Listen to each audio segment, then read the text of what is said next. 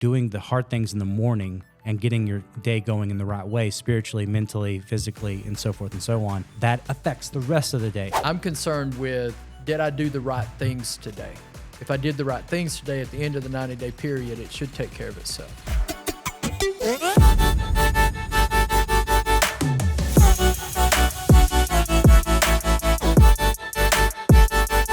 Welcome back to the Growth Over Comfort podcast. I have no clue what episode this is, maybe 12, maybe 13, somewhere up there. But we're shooting for 21. That's the first milestone. Then we're going for 100. That's right. So we can be in the top 1% of podcasts, baby.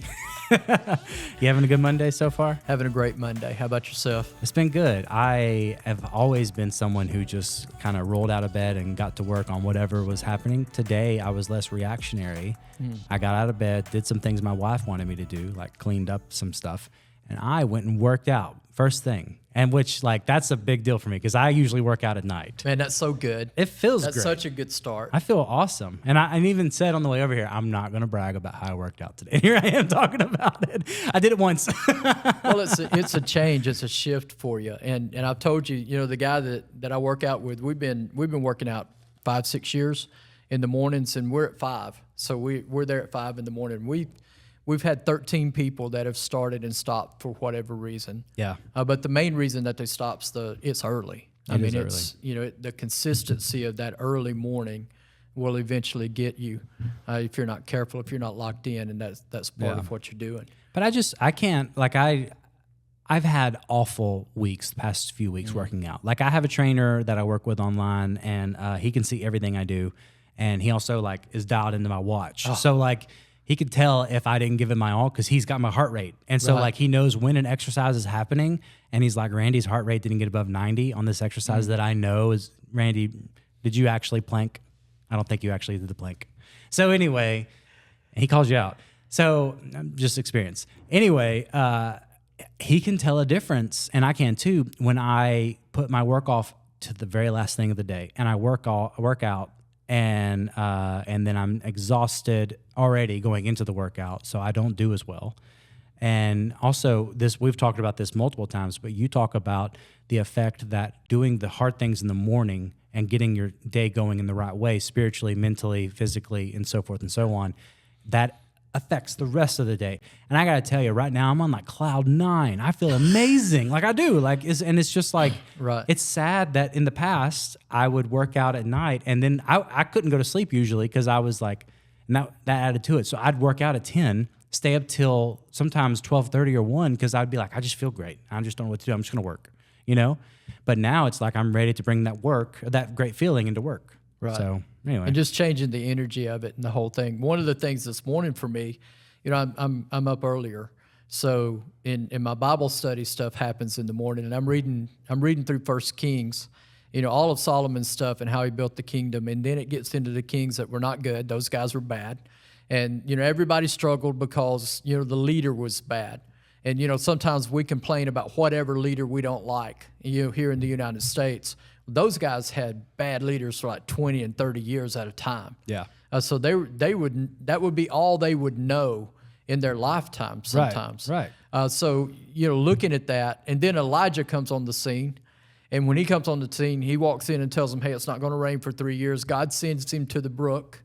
The brook dries up, so he sends him to the widow lady, if you know the story. And the widow lady's there, and he's like, "Hey, I need something to eat," and she's like, "No. We're about to eat the last of what we have, and we're going to die." Mm-hmm. And he said, "Well, bring me something first, and then nothing will dry up." So the next however many days, every time she goes back to the jar, there's more flour in the jar, there's more oil in the container for the oil, right. And she's able to make bread, every day. Yeah. And every day she scrapes the bottom, it's gone. The next day she wakes up, it's back in there. Yeah. So that's an incredible story. But then she says, "Hey, my son's sick. My son just died. You're not a man of God at all. Why did you come here? Why are you even here?" So Elijah carries him upstairs.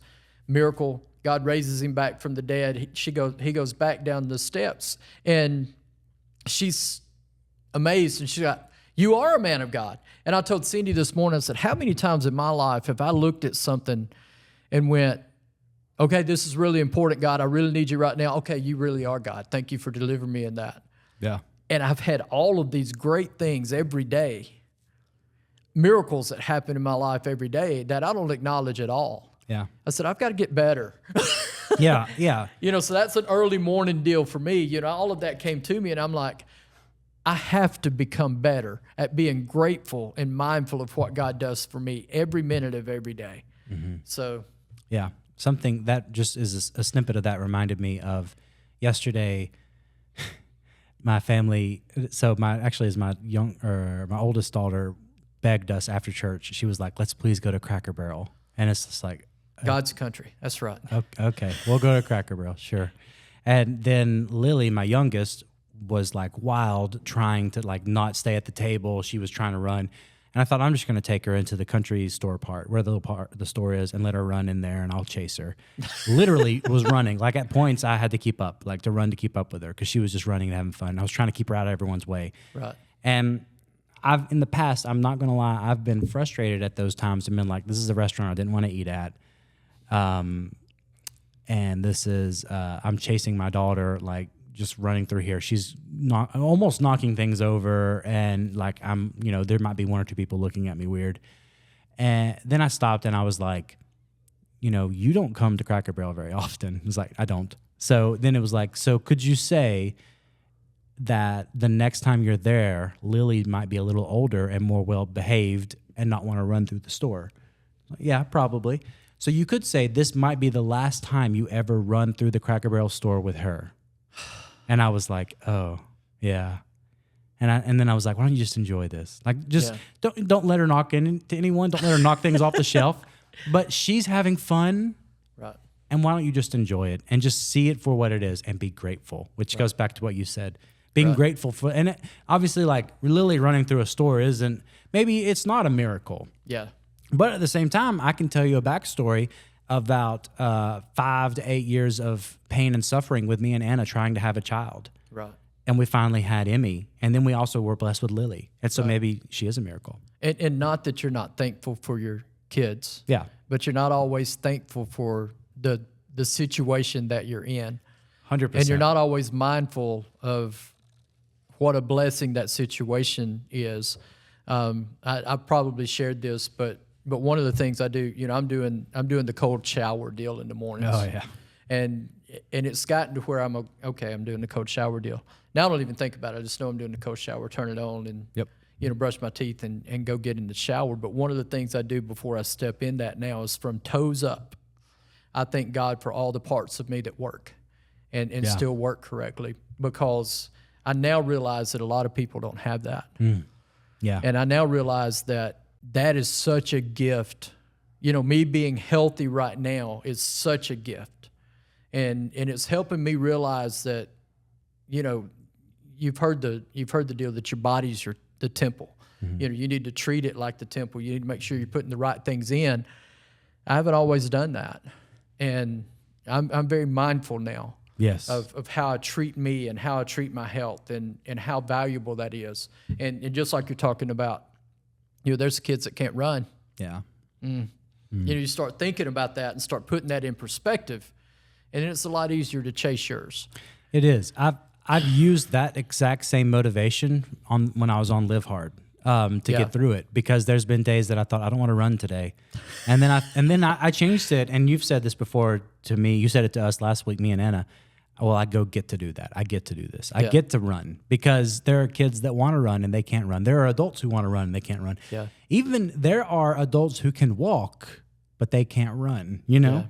And so the fact that I can, it makes you almost say it's a responsibility of mine to use this body to move in a way that makes it stronger, so that I can be the best that I can be for others. Right.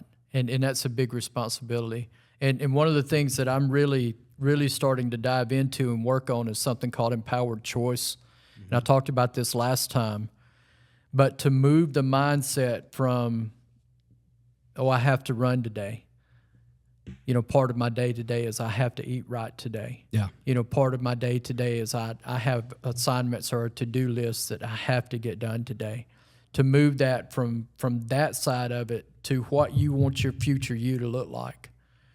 I get the opportunity to run today, and because I can run today, if I'll continue to do this on a steady pace, then 6 weeks from now, my future self, my heart will be better. Everything about me will be stronger. If I will eat the things I know I'm supposed to eat 6 weeks from now, everything about me will look different. The clothes that I want to wear will fit different. Yeah. If you're looking at your to-do list, and this one was really hard for me. If you're looking at your to-do list and you look at it and you go, I have all these things to do today. 6 weeks from now, if you complete all of those and you do them in a way that's excellent, 6 weeks from now, you'll be a person of integrity and character that not only completes things, but it's completed with excellence. And everybody you come in contact with will know, hey, one thing I know about Randy is when Randy shows up, when he walks in the room, all these things walk in the room with him. That's a bad cat. Yeah. I want him coming.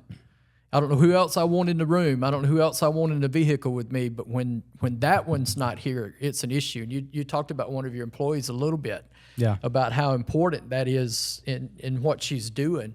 And start to be that kind of person for people. Yeah. So it's that empowered choice. I get the choice. I get to choose what I look like and what this feels like and how different it is. So it's exciting when you look at it that way. It's not exciting when you look at it and going, here I go, I've got to eat another piece of whatever. That's not broccoli. Yeah, exactly. It does bring a different mindset shift because you are able to see the focus and be like, there is a benefit to this in the future. There are reasons that I'm doing this. It's not just for, whatever reason. And another thing too that I use his name so much on this podcast already, but Alex Hormozy talks about one day he talks about happiness. And you think about like when you eat something, it makes you happy if you eat a certain thing, or you sit on the couch and you think you're going to watch TV and that makes you happy, but actually it really doesn't. But happiness. And when you say, I'll be happy when, I'll be happy if, I'll be happy as I get this. The fact that you made that declarative statement, and this is his thing, he says this, means that you have chosen to right now not be happy. Yeah. And he has a statement that I actually can't say on this podcast because it's a clean podcast, but it's basically screw happiness. Yeah. And he says, why do we even need to be happy? Screw happiness. I don't need to be happy. I just need to do the work. Yeah. And when he said that when he says, I realize that I'm not going to be happy at all times in life, he actually was happy. Which as Christians, we have a different idea of happiness because we literally think more about joy. Sure. And the joy that we're brought with Jesus and the joy that we're brought in serving others in certain ways. And I mean, I'm sure he would get certain joy too from serving others like he does. Yeah. And it's all, Jesus is real big on making sure that we understand that true greatness is serving others. Mm-hmm. True greatness, if you're going to be first, then make sure that you validate and add value to all these people over here. If you're going to be the greatest that ever did it, then you're going to have to serve the most. Yeah. And it's really interesting when you dive into that and understand what that is. One of the things for me this morning, I'm on a very strict diet, and I'm on it for 90 days. 2 weeks, everything went great. A lot of weight, a lot of stuff come off, felt great, everything's good. Well, I get up and weigh this morning, and it's the same. Yeah. So it's like 6 days, it's the same. All right, I'm the same weight I was 6 days ago, and I've been strict. I've carried on what I needed to carry on. The old me would have went, that's a defeat, that's a problem.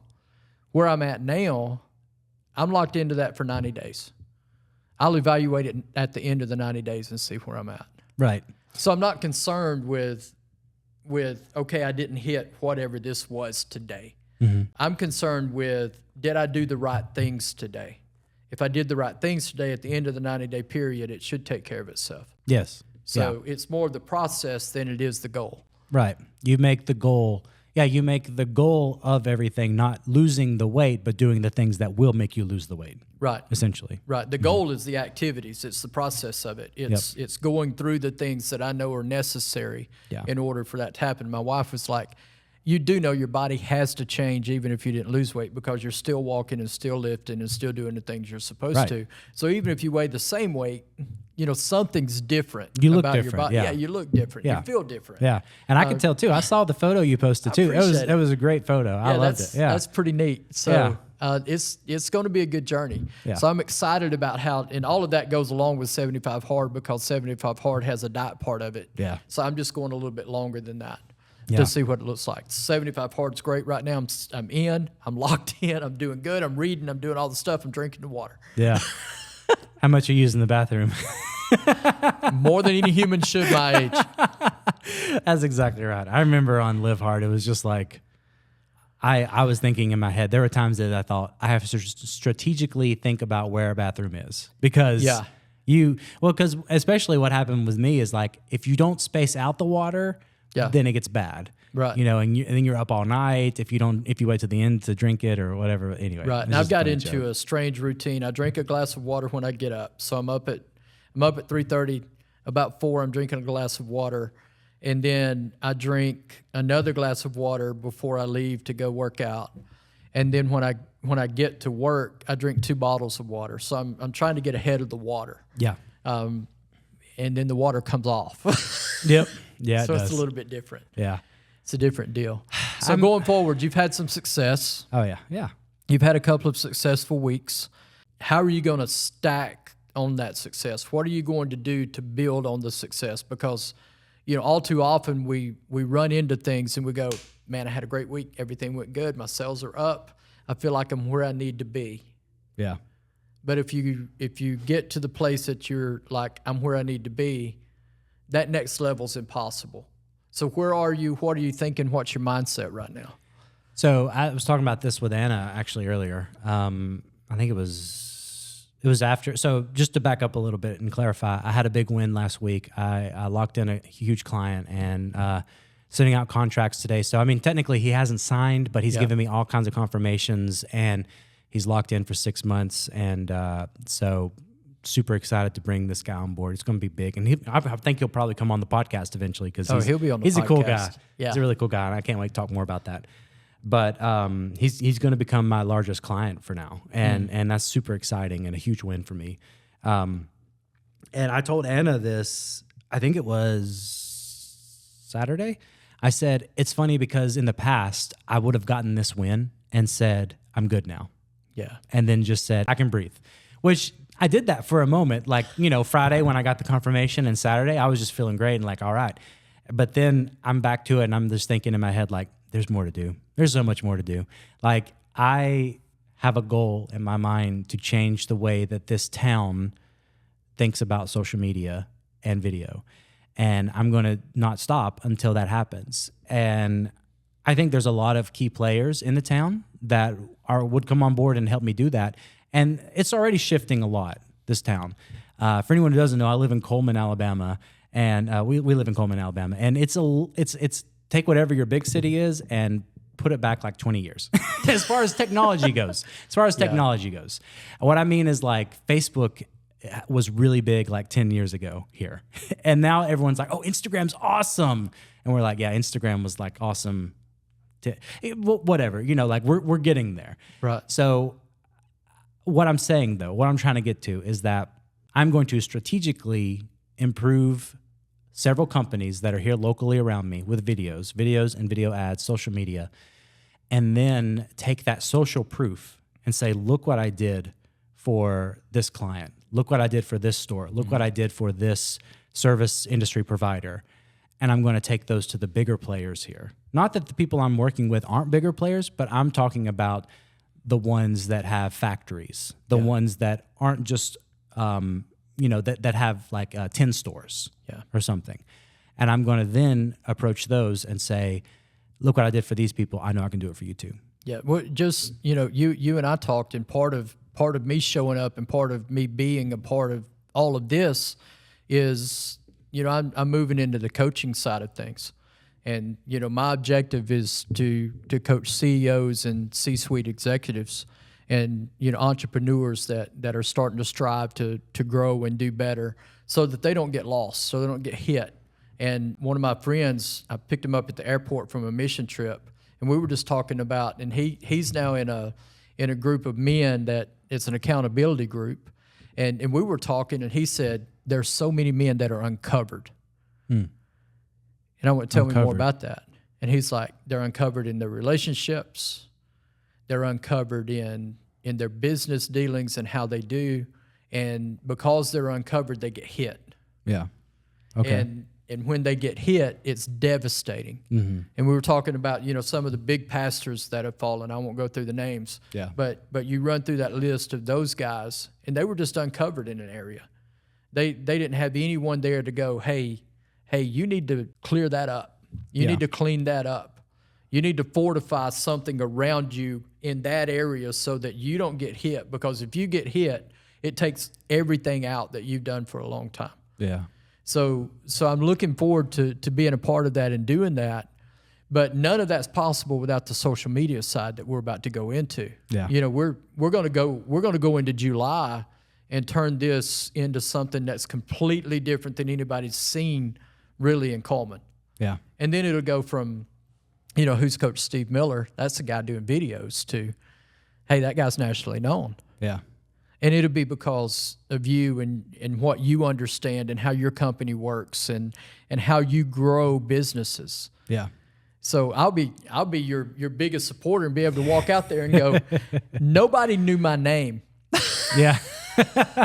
And now we're doing this. Now we partnered to some things on that, and we're gonna For sure. There's a lot that will go into that, but I'm really excited about the opportunity just to work with you on that, because I know not only how good you are, but I know your heart, and you're talented, but you also have heart, and you're also growing in areas that will change everything for people that come in contact with you in the future.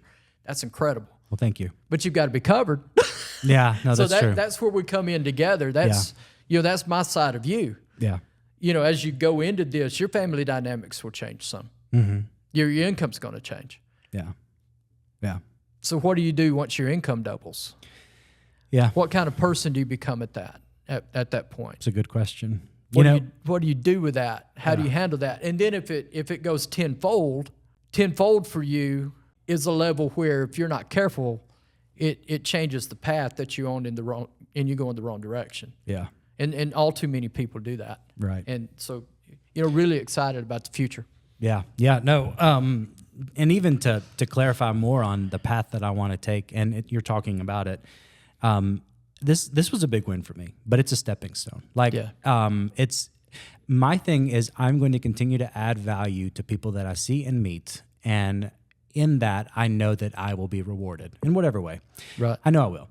So I have vision for what I want to do for the city of Coleman. I have vision for what I want to do for the companies here, for the people here, for you as well. And you were saying what's the next or whatever, how you going to keep going. This is maybe this is a silly goal, but you got to have a big goal, right? Right. A lot of people, like Andy Frisella talks about how he had these big dreams to have supercars, and he does now. He posted on his Instagram last night, one of his Bugattis that he has. Yeah. He has a Bugatti. Of course, I can't spell Bugatti. Yeah. I couldn't until last night because I was starting to look up what the specs were on the car. And I've never been a car guy, but I was like, that's an amazing car. But that's his dream. My dream, and I don't know if I've ever publicly said this, but my dream, I feel silly saying it, but I shouldn't. My dream is to own a house in Seaside, Florida. There you go. Which Seaside, Florida is a very nice area. I think the cheapest house I have ever seen there, and this was years ago, was a very small 2-bedroom, 1-bath, and it went for maybe 1.2 million. Okay. So the nice ones, the really nice ones, the ones that I would want, are now, because inflation and housing, they've gone up to about 3 million to 5 million, somewhere around there. The one that I wanted, if I could just have the best one, recently sold for 12.5 million. There you go. And I'm not going to have that house. I don't know, maybe. But I will one day own something in Seaside. I want to own something in Seaside. And you're saying like, when are you going to, what's the next? And it's just like, I'm going to keep adding value to people Right. until that happens. Right. Because I know that by adding value to others, they're going to add to me. Yeah. And if I keep doing that and I keep growing and I keep striving and I put people like you in my corner that are going to help me in every way, being covered in other ways and help me grow, I know that one day I'm going to walk into Seaside and I'm going to be like, that's my house. I'm going to buy that one. I can't snap really loud, but just let's put a sound effect there maybe. I don't know. Yeah, you tried. Anyway, I tried. I'll work on it. But one day I'm going to walk into Seaside and be like, that's my house right there. And I'm going to walk to the coffee shop there, Amavita Coffee Roasters, and they're going to be like, hey, Mr. Anderson, how you doing? I'm going to be like, I'm doing great. How are you guys doing? Doing great. And they're going to know that like, oh, that guy owns that house over there on that street. I'm pretty sure Coach Burt has a house there. Does he really? And he also has an office there. And he rides his bike from his house to his office. Yes, the bikes are huge positive. there. Yes. Yeah, bikes are so huge Coach there. Burt has a house where you want your dream house, the guy that's coaching me, which is weird. And, one of the big things, and if you would have told me that someone of Coach Burt's level would have been on our podcast as our first guest, I would have went, nah. Right. We're going to have to grow. We're going to have to be bigger. We're going to have to do all of these things. If we do, it's going to cost us a fortune because his time's very valuable. He's not going to just do it for free. Right. And I'm literally sitting in a meeting that I wasn't supposed to be in. And he said, hey, the way that I'm going to do podcasts is, I'm going to open up for one day because I don't really like doing them, but I'm going to open up for one day. And anybody that just wants to do a podcast and wants to be on their podcast can come to the Greatness Factory and I'll do the podcast. I was the first one. Yeah, you were. Yeah, you were. So we were the first ones to get in that and to be a part of that. So, it really changes when you start looking at it and have a goal and have a vision and start helping and adding value. But there's no way he's on that podcast if I'm not where I'm at all the time with him. Yeah. I mean, I'm not needy. I'm not greedy. I'm just hungry and trying to learn. Yeah, and exactly. Grow. Your preparedness met an opportunity. 100%. And that's what people call luck. Yeah, it's there's what nothing they call lucky luck, about but there's that. nothing luck about it. No, because your preparedness, how much have you put into that relationship, as well as being there, as well as showing up, and then there was an opportunity, and you immediately recognized it, jumped on it, and now, I mean, we're not there yet. July's coming up, July 9th. July the 9th. It's going to be an amazing. I mean, Anna and I have actually already planned out. We're going to, Y'all we're gonna make a trip out of it. Yeah, I love it's like, we're going to make this into a thing. Like, let's do this. Yeah, like, it's going to be a awesome. celebration. And we're gonna, and it's really cool to have that type of opportunity and that type of guest because it just opens other doors. Oh, it for sure does. Because when people see that, they're going to go, "That's incredible." You're really excited that that's happening, but the other piece is we'll be able to add more value because value is being added to us. Right. So back to being grateful and being thankful. I don't know anybody else doing that. That's what are we, 12 or 13 podcasts in? Yeah. We need a lot more subscribers, by the way. Come on. Y'all are better than that. Share the show. Let's go. Not only share it, just get on it, subscribe. Let's go. Yeah. Come on. Yeah. there's I can see the number of people listening every week and the number of subscribers versus that. It's different. So like, let's make it the same. Yeah, all you got to do is push a button. Let's go. You got it. Grow some today. Yeah, grow some. Yeah, push the button. Let's go. A little bit of growth. No, and I'm so excited for that podcast, and we also need to prepare a little bit for that. But also, I'm gonna ask him, and I know his time is super valuable, so I'm gonna just literally slate 2 minutes and have a notebook and be like, all right, you have a house in Seaside. Tell me how'd it happen. just tell me, because that's the thing is, if you want to get something, find someone who did that, and then add value to them in whatever way. And when the opportunity presents itself, they can provide something for you. Right. And that might be, hey, just how did you get that house in Seaside? I will tell you, when your income doubles, like when it doubles and it's soon, I don't see that being long. But when your monthly income doubles, he has a marriage retreat that he and his wife do at that house. Oh, there you go. So that could it's be like basically a vacation. Yes, but that could be such an opportunity for you and Anna to go, because you'll be changing. Yeah, you're going to change as you go in that. Hopefully you're changing the positive side. Right. But as you change, everybody around you is not going to change at the same rate you change. Right. That's one of the things that Cindy and I've been in, and it's been kind of a curve for us, because she says from time to time I will put off an air of, hey, I'm getting better, but you're not. Yeah. And that's not good. I mean, that's not a good place. That's not how you want anyone around you to feel. Right. You want everybody around you to feel like they're a part and to go with you. Right. And she's a huge part for me, and she really makes everything go for me, and I couldn't do anything I do without her. Yeah. So I sure don't want her to feel that way. So, being able to get in those kind of environments, especially at a house that you'd like to have. Yeah. And he wants to sell his and move to a bigger one, so it could be perfect. Great opportunity. We'll see. That'd be great. I mean, yeah, I thank you for, one, speaking those words of affirmation and also wisdom over me, because I do believe that there's more to come. I know there's going to be hard times too. Yeah. But I'm thankful for the people around me that are in my court that are rooting for me. And I'm hoping that, just like you just said, the tide rises all ships. A rising tide lifts up all ships. Yeah. So that's what I would like. And I know that some ships won't rise. They'll actually sink. But there'll be water in some of them that'll just go down. Yeah. And one of the most difficult things, I think, and this is back to the CEO, C-suite executives, one of the most difficult things is getting in between the level you're on and the level you're going to. Because the friends and people that were with you on the level you were on, a lot of them will not move with you. And they'll be trying to like pull you back down instead of, hey, lift you up and get you to the other level. But the other level you're trying to get to, those guys know how hard it is, and they're rooting for you. They're encouraging you, but they don't trust you, so they're not bringing you into their world. They're not pulling you into their circle either. So you're kind of alone in between those two levels. You're stuck. Right. And you feel like you're by yourself.